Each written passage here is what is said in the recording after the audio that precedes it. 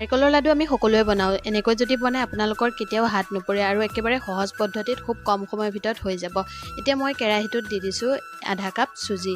ইয়াতে অকণমান তেল দি চুজিখিনি অলপ ভাজি আছোঁ আৰু গেছটো ল' ফ্লেম কৰি দিছোঁ। তাৰপিছত ইয়াতে দি দিছোঁ নাৰিকলখিনি আৰু চুজিখিনি মিক্স কৰি এতিয়া মই দি দিছোঁ পিচি থোৱা চেনিখিনি পিচি লৈছোঁ, কাৰণ চেনিখিনি পিচি নল'লে ভাজোঁতে বহুত বেছি সময় লাগে, সেয়ে পিচি লৈছোঁ।